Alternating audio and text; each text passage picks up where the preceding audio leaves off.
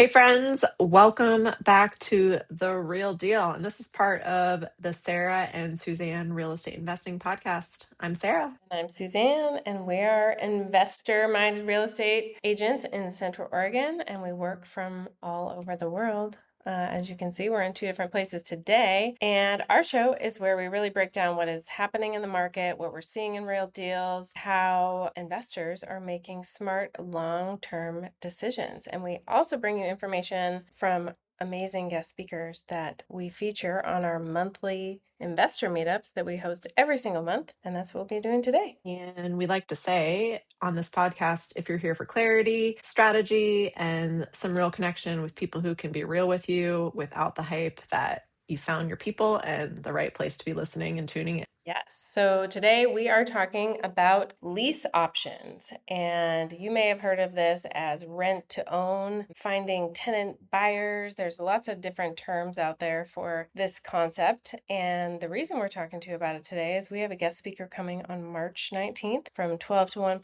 p.m. Pacific time. And this is my coach, actually. His name is Andrew Schlag. He is the founder of Truca RE. He is an expert at selling properties on lease option and buying them creatively. So we'll be really focusing on the selling aspect during our upcoming meetup. And we're excited to bring this topic to you because it's not something that we have discussed before in any of our meetups, and not something that we see a lot in the Pacific Northwest, but it does happen. And Sarah actually is going to share some of her personal experience because she is a lease option. She is a lease option seller. So I'm going to dive into some of these things, but yeah, let's talk about why this matters right now, Sarah. Why would anyone be interested in selling on a lease option right now? Well, I mean, this is for sellers who perhaps have unique properties that are a little bit harder to sell on the open market, for sellers who want a higher price for their property that perhaps, are stuck in the last 5 years of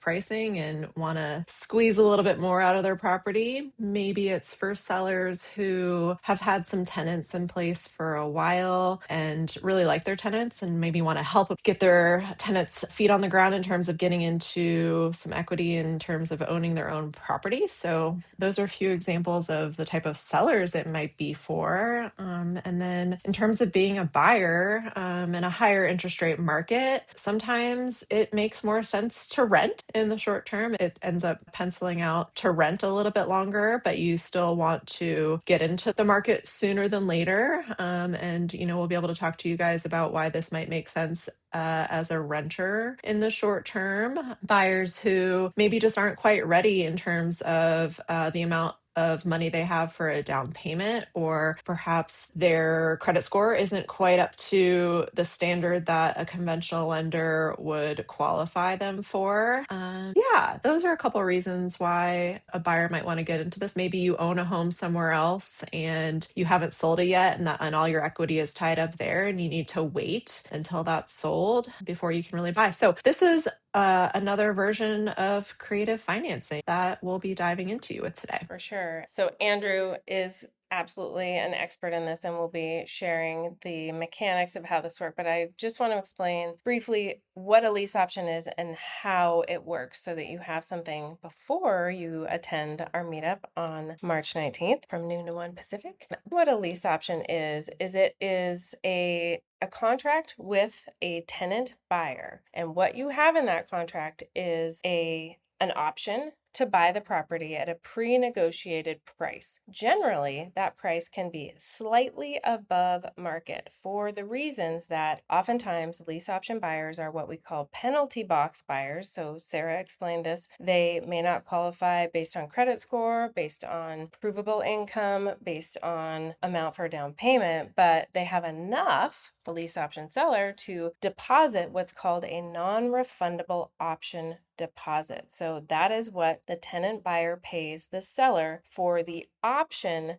to buy the property at a specified date in the future for a pre-negotiated price. That is generally a non-refundable that gets transferred from buyer to seller. And there's no set percentage. The seller can say $5,000, the seller could say 20%. Completely negotiable. And that is basically the tenant buyer's down payment and what they pay for the option to buy at that pre-negotiated price. It gives them some skin in the game, and it generally does apply towards the purchase of the price should they decide to exercise their option to buy in the future. In the meantime, during that period of time that is negotiated, maybe it's a year, maybe it's 2 years. In Sarah's case, I think you did 3 years, right? I think I might have done 4. I'm looking at my contract right now. Yeah, So which is longer than standard. yeah, so what happens in the meantime is you have a tenant buyer, and in the meantime, they are paying a negotiated rent price, but they are responsible for maintenance and repairs as a tenant buyer. They also have to have their own insurance. You also have insurance on it as the seller. So it's this hybrid model that's really interesting. And what it does, and what Andrew is so great at explaining, is it gives the seller 3 paydays. You get your payday with a non-refundable option deposit. You get your payday all throughout the pre-negotiated contract term of cash flow over the amount that hopefully you're renting it out for more than you're paying on it. You get monthly cash flow, and then you get your back end payday when the tenant buyer exercises their option to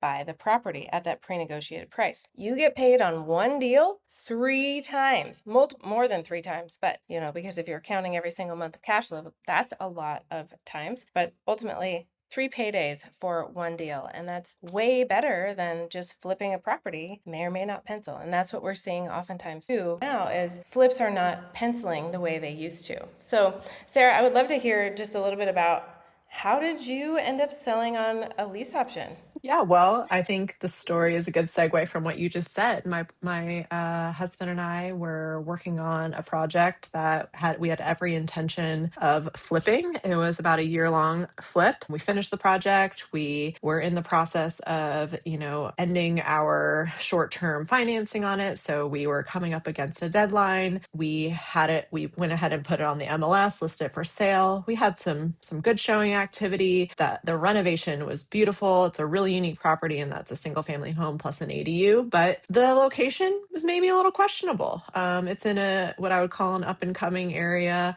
in Southeast Bend. It's on an unpaved road. So there's a couple things about it that maybe didn't work for everyone. So it was on the market for 2 weeks, and we had the revelation, hey, why don't we just keep this property, rent it out? We can rent it out and cash flow on it for more than, we can refinance it when we go ahead and refinance it into a conventional loan and still cash flow. Cool, no problem. So we switched gears. We put it on, we took it off the market. We put it on Zillow as a rental. And we just so happened to have some people inquire about the listing, and I floated the idea of lease option. I don't even really remember how it came up, but they were really excited about the idea. I capitalized on their excitement, and I got to work educating them on what a lease option was and creating all the terms, which, just like traditional seller carry financing, like, the world is your oyster in this. So you can come up with any terms you want for this. Of course, there's a few basic things, like Suzanne said, an outline to follow in terms of just how you get paid for this property. But we jumped right on. We negotiated an at-market rent for it that was giving us cash flow on it from month to month and getting us paid. We even sprinkled in an extra incentive that if they wanted to pay us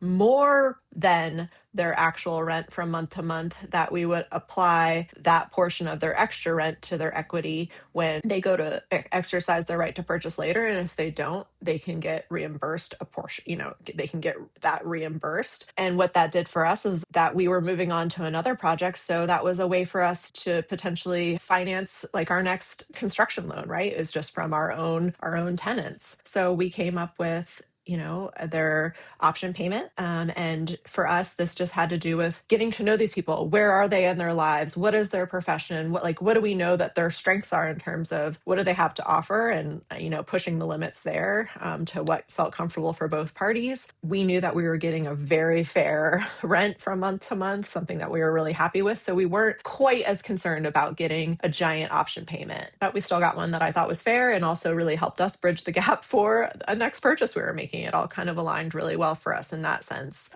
We decided on a 4-year term, and we were able to get them to agree to a purchase price, which is the price we had it listed on the MLS at the time, at a pretty good height in our market. That feels fair to us then, and it still feels fair to us today. And, I'll let you know in 2 years, it still feels fair if they decide to exercise that right. But like Suzanne said, we also negotiated the fact that they are responsible for any repairs or maintenance, right? And for us, we negotiated a number of anything that's $2,000 or less, like they're dealing with it. Like, sure, we had just redone this entire house. Like, if there's something giant that comes, which there shouldn't be because it's basically a brand new home, that we would take responsibility for that. But what has ensued since is a deposit into our bank account on the first every single month. We have heard from them maybe 3 times over the past year and a half. And it's been a really great experience for us. And we just keep on keeping until that we get to that 2028 mark, which is when our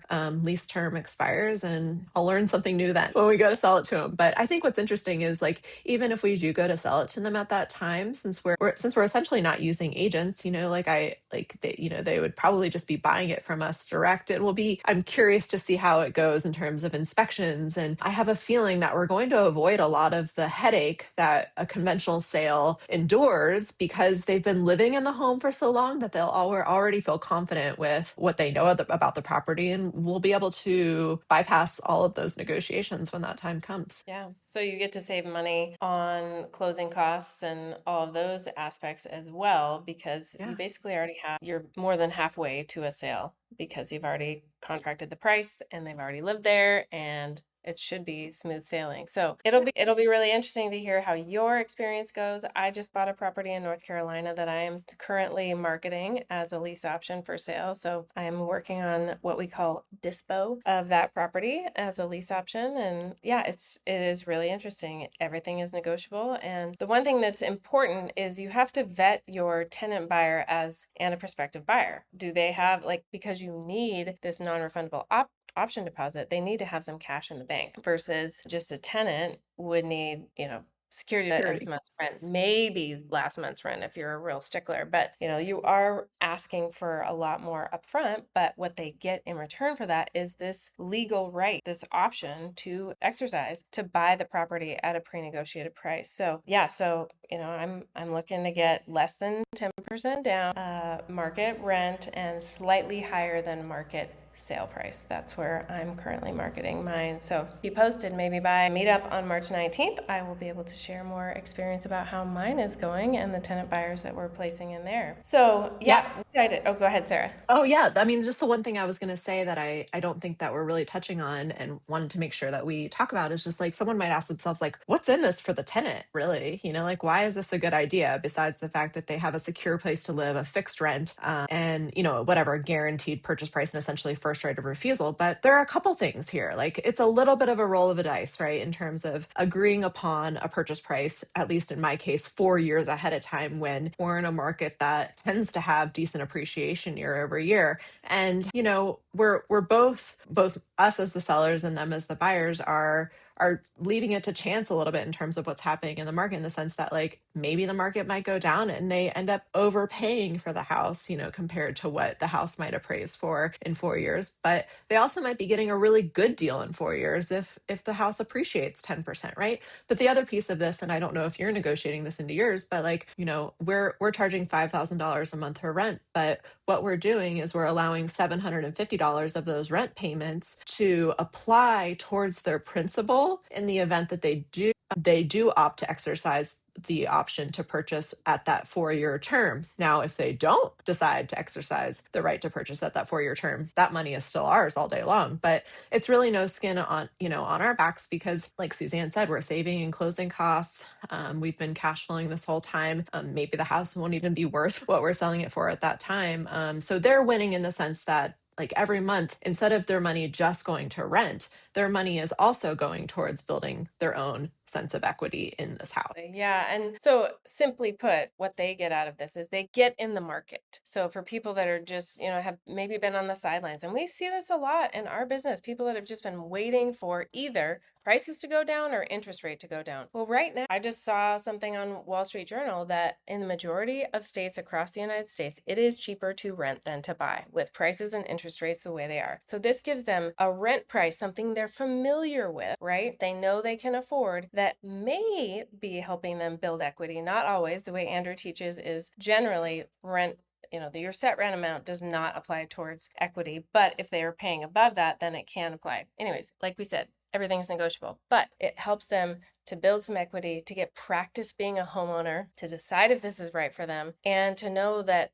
the prices aren't just going to keep going up, up, up, up, up, right? And that's what has been the problem for so many buyers that have been sitting on the sidelines since 2021, 2022, is like prices have still gone up and interest rates have gone up. So affordability has gone down for a lot of those folks. So lease option is a really good place for them to land in a creative space where they don't have to jump through all the lender hoops as well. And all the respect to our wonderful lender partners, sometimes it can be too much for people. Maybe their employment doesn't line up with all the underwriting needs of a traditional bank or mortgage company. So lots of opportunity for both buyers, tenant buyers, and sellers in this space. And we're excited to bring you Andrew, who is a coach in this space, who is very experienced. He's done hundreds of these deals and he coaches hundreds of people on how to do them. So he knows this inside and out. And our attendees, if you're going to join us on the 19th or watch the replay, you'll walk away with a real healthy understanding of lease options, who they're for, who they're not for, how they operate, and how it might be an option for you if you are a long-term flipper who's kind of over it, or if your deal doesn't pencil the way you thought it would. Knowing you have another option gives you power and, gives you the opportunity to potentially make 3 paydays out of one deal.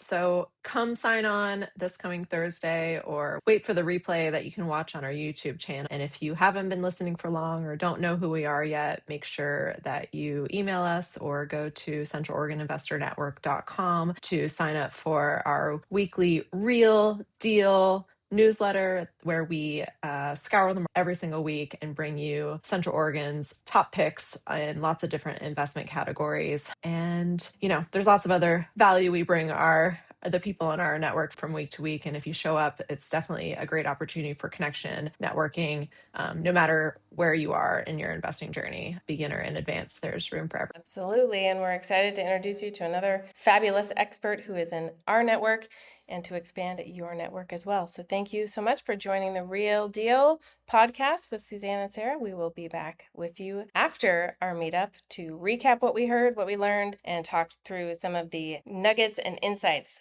from our upcoming meetup on lease options. We'll see you next time. See you guys later. Bye.